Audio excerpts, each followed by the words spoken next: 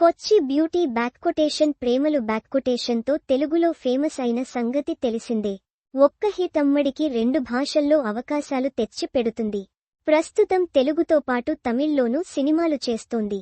కోలీవుడ్లో ఏకంగా స్టార్ హీరోలతోనే ఛాన్స్లందుకుంటుంది. ప్రస్తుతం విజయ్ హీరోగా నటిస్తోన్న జన నాయగన్ లో సెకండ్ లీడ్ పోషిస్తుంది.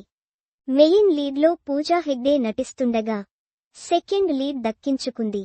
ఈ సినిమా సెట్స్లో ఉండగానే ధనుష్, సూర్య సరసన కూడా కొత్త సినిమాలకు సైన్ చేసిందని సమాచారం.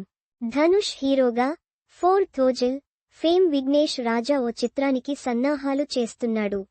ఇందులో హీరోయిన్గా మమితా బైజు అయితే బాగుంటుందని ఆమెకి స్టోరీ చెప్పి లాక్ చేసినట్లు సమాచారం.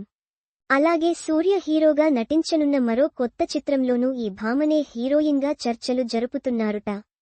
ఇదంతా ప్రేమలు చిత్రంతో వచ్చిన గుర్తింపుతోనే సాధ్యమవుతుంది.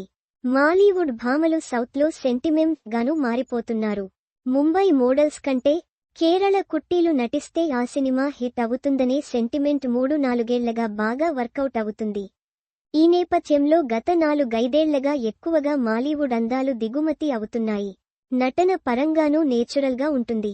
కేవలం గ్లామర్తోనే కాకుండా నటనతో రాణించొచ్చు అని కొంతమంది భామలు ప్రూవ్ చేయడంతో మాలీవుడ్ బ్యూటీలకు తెలుగు, తమిళ దర్శకులు పెద్ద పీట వేస్తున్నారు.